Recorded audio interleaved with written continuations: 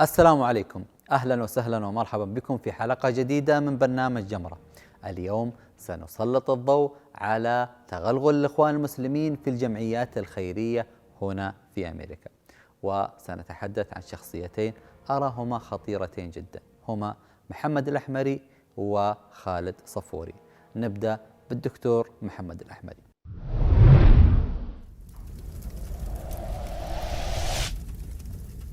محمد حامد الأحمري يصنف نفسه مفكر إسلامي، شخصية لا تحب الظهور كثيرا، كان له دور بارز فيما يسمى الربيع العربي، فبعد عودته إلى السعودية عام 2002 شغل منصب مستشار للنشر والترجمة بمكتبة الأمريكان، وكان يدير ولا زال منتدى العلاقات العربية والدولية بالدوحة. شارك في تأليف عدة كتب بالتعاون مع عزمي بشارة، منها العرب وإيران مراجعة في التاريخ والسياسة، وأيضا العلاقات العربية الإيرانية في منطقة الخليج، وله عدة محاضرات بثت على قناة الجزيرة، منها شروط الثورة. علاقة الدكتور محمد الأحمري بالجمعيات الخيرية هنا في أمريكا. الدكتور محمد كان مؤسس للتجمع الإسلامي في أمريكا الشمالية يدعى إيانا، فبعد التفجيرات بعام داهم مكتب التحقيقات الفيدرالي FBI بجمعية الأحمري، وتم القبض على 4 أشخاص يعملون في الجمعية، كان لهم تواصل وترتيب مكان الإقامة مع منفذي تفجيرات 11 سبتمبر. ووفقا لمكتب التحقيقات الفيدرالي أنه كان للجمعية تواصل اتصال هاتفي قبل التفجيرات مع مكتب أسامة بن لادن، ووجد في الموقع الإلكتروني وبتاريخ يعود إلى قبل التفجيرات ب4 أشهر 3 فتاوى تدعو إلى تنفيذ عمليات انتحارية كبيرة في أمريكا، وشرح لطريقة تنفيذها، وأيضا فتاوى لمرجعيات شيعية متعاطفة تقدم تبريرات لتنفيذ أعمال إرهابية في أمريكا. الفتاوى المذكورة في التحقيقات هي كالآتي: فتوى لحامد العلي، فتوى لسفر الحوالي، أما الثالثة فكانت لسلمان العودة.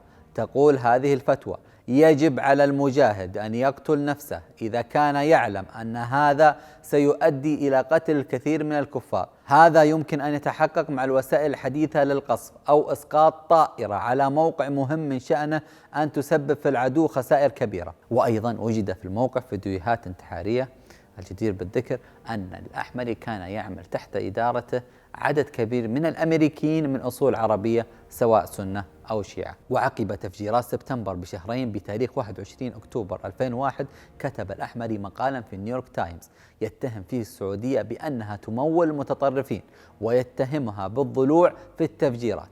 كان الأحمري في تلك الفترة متواجد في قطر، ولكنه حرص على توظيف 4 طلاب سعوديين بشكل غير نظامي، لتصدر السفارة السعودية بواشنطن بيانا بتاريخ 2 مارس 2003 تعبر فيه عن انزعاجها الشديد من نوعية الأسئلة التي تتلقاها حول عمل المركز، لتكشف في البيان أن المركز تأثر بمنهج الإخوان المسلمين، وأن الأحمري موجود في قطر ويظهر دائما على قناة الجزيرة. أظهرت أيضا وثائق تعود لمكتب التحقيقات أن موقع عبد الله عزام الإلكتروني كان يدار من المركز الذي يديره الأحمري. تم القبض على خالد جمعة جزائري مدير مكتب الأحمري، كان يكتب في موقع عزام تحت اسم خالد حسن، ويحرض على تنفيذ عمليات انتحارية في أمريكا والشرق الأوسط. أما نائب الأحمري كان رافيل ظافر، تم القبض عليه في 2005. ظافر عراقي الجنسية، قام بتحويل مبالغ مشبوهة تقدر ب1,000,000 إلى العراق، على الرغم من أن ميزانية المركز تقدر ب500,000 دولار. وبعد كل هذه التحقيقات تم وضع الأحمري على قائمة المتورطين في العمليات الإرهابية، ولكن في اليوم التالي نزلت مقابلة صحفية له في صحيفة The Detroit Daily قال فيها بأنه لا ينبغي أن يكون في القائمة، وقام بتوكيل محامي أمريكي من أصول عربية يعمل حاليا في السفارة القطرية بواشنطن، ساعده كثيرا في الإفلات من التحقيقات. علاقة محمد الأحمري بحميدان التركي. حميدان كان يعمل في مركز الأحمري الذي حرضه على البقاء وعدم السفر لكي لا يجزم في السعودية، وأنه سيعين له محامي. استقبل التركي في منزله 3 أشخاص من السفارة طالبوه بمغادرة أمريكا بصورة عاجلة، وعدهم بالمغادرة في تلك المقابلة، إلا أنه تراجع عن قراره ورفض مقابلتهم في اليوم التالي. التركي لا زال مسجون في السجون الأمريكية منذ فترة طويلة، والحكومة السعودية تصرف على محامي. علاقة الأحمري بأسامة بن لادن كشفت وثائق جديدة حصلت عليها الاستخبارات الأمريكية ثقة زعيم تنظيم القاعدة السابق أسامة بن لادن بقطر، ويقينه بموافقتها وقدرتها على المساهمة في تنفيذ مخططات القاعدة. وطلب زعيم تنظيم القاعدة بضم شخصيات لتأسيس الاتحاد مثل محمد الأحمري، عبد الله النفيسي، حامد العلي، على أن تتحمل قطر تكاليف تأسيسه. واقترح بن لادن أن يكون مقر الاتحاد خارج قطر، مؤكدا قدرة قطر على تحمل تكاليف إنشاء الاتحاد العالمي للعلماء المسلمين والإعداد والتشاور.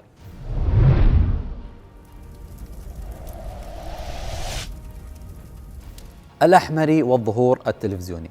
حقيقة بعدما بحثت واطلعت على علاقات الأحمري المشبوهة سواء بتنظيم القاعدة وجمعيات الخيرية وأيضا قطر، لم أتوقع يوما أن أشاهده ضيفا على قنوات محسوبة على السعودية.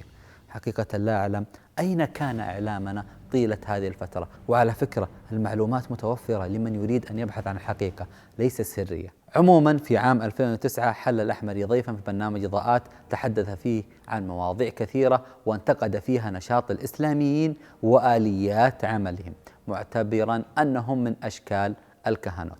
وفي عام 2010 كان الأحمري ضيف برنامج في العمق يتحدث عن الحرية في الفكر الإسلامي وينتقد دور هيئة كبار العلماء في السعودية، واصفا إياها بأنها شوهت الدين الإسلامي باسم طاعة ولي الأمر، وبالغت في إخضاع الناس للحكام. وفي 2010 ظهر أيضا في قناة المجد عبر برنامج ساعة وحوار بعنوان صورة الإسلام والمسلم في الغرب. وفي عام 2012 على قناة روتانا في برنامج لقاء الجمعة ذكر أن الجنسية القطرية وهبت له بصفته مفكر على حد قوله، وقال بأنه تنازل عن الجنسية السعودية. نحن نسأل هل فعلا أنه الدكتور محمد الأحمري يحمل الجنسية القطرية؟ نعم. تحمل الجنسية القطرية؟ نعم عندي الجنسية القطرية ودخلت بالجواز القطري. يعني وهل نفهم من هذا أنه أنت تنازلت عن الجنسية السعودية؟ نعم. يعني يعني في النهاية هي أوراق سفر، لا يلغي لا هويتك ولا من أنت ولا هي أوراق سفر تسافر بها، نوع من التكريم ومن قالوا مثلك مفكر مثلك نتشرف بأن يحمل الجنسية القطرية، هذا الذي حصل. هل هناك قيود لك عليك في السعودية مثلا أو شيء من هالقبيل؟ لا حقيقة ما حصل قيود.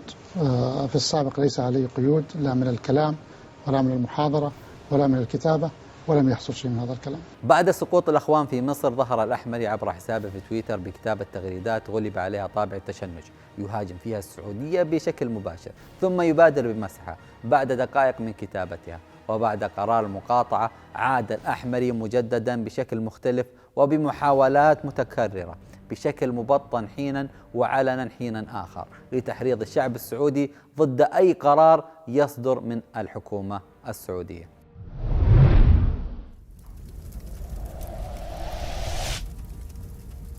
أما الشخصية الثانية التي لا تقل خطورة عن محمد الأحمري ألا وهو خالد صفوري، فقد نشر صحيفة بي جي ميديا معلومات خطيرة عن الشخص الذي يغذي الإعلام الغربي وتحديدا صحيفة الواشنطن بوست بمعلومات مغلوطة وأخبار مزيفة.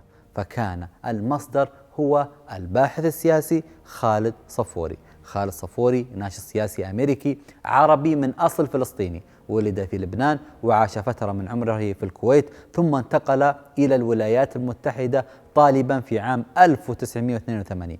بدأ دراسته الجامعية في سان دييغو، وحصل في نهاية المطاف على درجة البكالوريوس في إدارة الأعمال ودرجة الماجستير في علوم الإدارة من جامعة ريدلاندز في كاليفورنيا. عمل خالد صفوري في عدة جمعيات، منها جمعية برنامج الإمام المسلم إسنا، الجهة الإسلامية الرسمية التي قدمت الجيش الرسمي الأئمة في إطار ما يعرف بنظام الإرشاد الروحي للجنود الأمريكيين. عضو في الجمعية الإسلامية ببوسطن والتي كانت تتبع ليوسف القرضاوي وعبد الرحمن العمودي ووليد فتيحي، وأيضا عضو في مكتب البيت الأبيض للعلاقات العامة. في عام 1997 قام بتأسيس المعهد الإسلامي إسلاميك انستيتيوت بالتعاون مع عبد الرحمن العمودي مخطط اغتيال الملك عبد الله، وعملا سويا في الحكومة الأمريكية حيث كان مستشارا في حملة المرشح الجمهوري جورج بوش الابن، ونائبا للعمودي في منصب نائب مستشار الشؤون الإسلامية للرئيس الأمريكي بيل كلينتون. وقام أيضا بالتعاون مع سامي العريان والذي أدين بتهمة الإرهاب وسجن في أمريكا قبل أن ينتقل إلى قطر. أيضا قام خالد صفوري بمساعدة عبد الرحمن العمودي بتأسيس المجلس الأمريكي، وهي منظمة AMC بأموال من جماعة الإخوان المسلمين. طبعا هذه المنظمة تختلف عن منظمة AMC الموجودة في شيكاغو. تم اتهام خالد صفوري بتهم تتعلق بجمع التبرعات وتمويل القاعدة، فقد كان المحامي الذي يتولى جمع التبرعات لعبد الرحمن العمودي مخطط اغتيال الملك عبد الله. وفي نوفمبر 2001 تم تمويل المعهد الإسلامي ب150 ألف دولار من وزارة الخارجية القطرية، بعد أن شارك صفوري في المؤتمر السنوي الأول حول التجارة الحرة والديمقراطية في العاصمة القطرية الدوحة. يظهر صفوري حاليا عبر شاشات الإعلام العربي كمحلل سياسي، كونه مستشار في مركز أبحاث ميريديان للدراسات الاستراتيجية، ويهاجم السياسة السعودية بشكل مستمر. وكان يهدف مع خاشقجي إلى إنشاء مركز تدعمه ماغي ميشيل سالم المسؤولة بمؤسسة قطر الدولية لمهاجمة السعودية. يذكر أن ماغي سالم وفقا لتقرير نشرته الواشنطن بوست بأنها هي التي كانت تكتب مقالات خاشقجي التي كانت تنشر في صحيفة الواشنطن بوست. نلتقي بكم في حلقة قادمة، في أمان الله.